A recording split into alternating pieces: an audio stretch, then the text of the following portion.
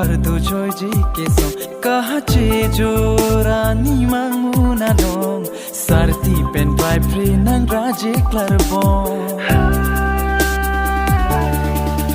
wang se the me thanga phan kuna dambo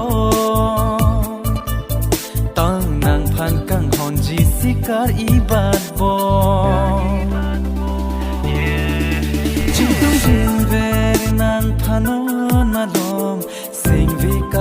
fardu joy ji keso kahache jorani manguna dong sarti pen bai pri nang raje klarbon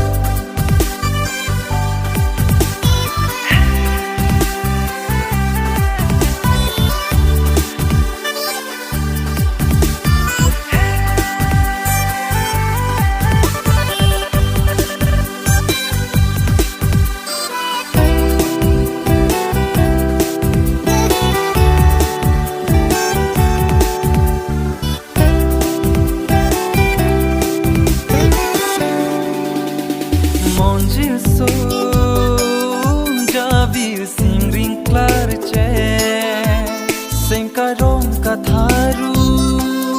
ino kachide kilun ke kanpe injar pate lanche hey boy toy ke do ke da chini ne angde chong hoy de lo ne pini ne la puso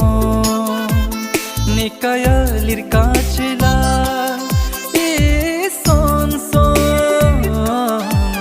sintu apu raseglong ke me abolo kai ke nang hinching beji lane ke mo lahndo mane se ke hang puchi pudun bo chekok ji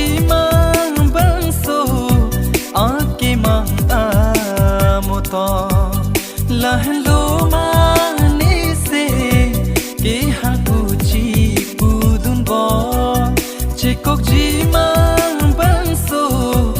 ake mang amoto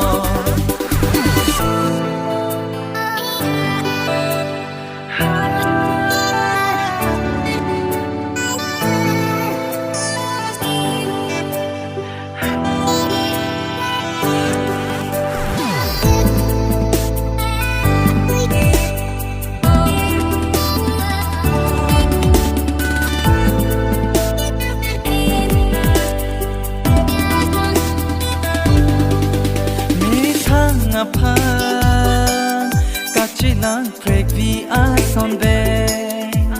thera khi phere hi nang tham ja di are bonta wang sinang nedin kang rakti ti be man tu chelo jui macha ing sam de ko son si chithan long ji zengalu alam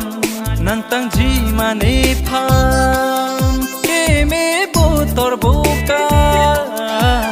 jing sung me ji nang phan chi tong long lo te ing hong lo ya son man tu wang ji ran